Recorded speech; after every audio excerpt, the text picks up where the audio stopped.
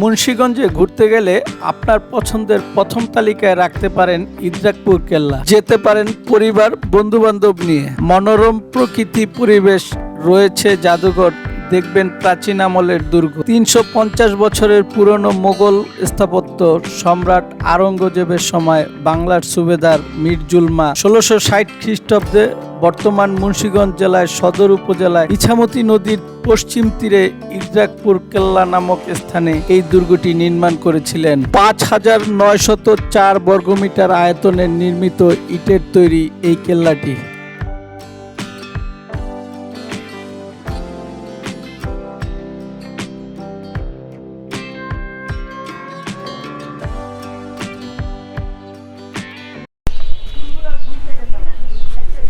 চমৎকার শৈল্পিক কাজ, এটা কিন্তু আপনার 1660 খ্রিস্টাব্দে যখন করছে তাদের যে শৈল্পিক কাজ, এটা কিন্তু দেখলে কিন্তু আপনি বুঝতে পারবেন অসাধারণ শৈল্পিক কাজ। এবং বিভিন্ন জলদস্যুদের হাত থেকে তারা এই এলাকা রক্ষা করার জন্য যে ধরনের কাজকর্ম করছে তারই নিদর্শন কিন্তু এখানে ফুটে উঠছে।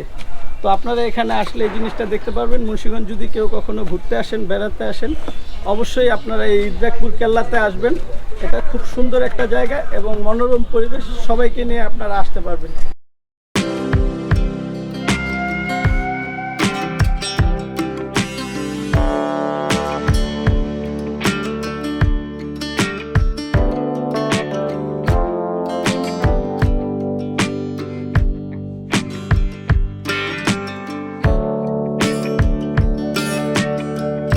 আমরা এখন ইদ্রাকপুর কেল্লার ভিতরে একটা সিঁড়ি পাইছি। আমরা এই সিঁড়িটার দিকে যাব, একটু নিচের দিকে দেখাও সিঁড়িটা।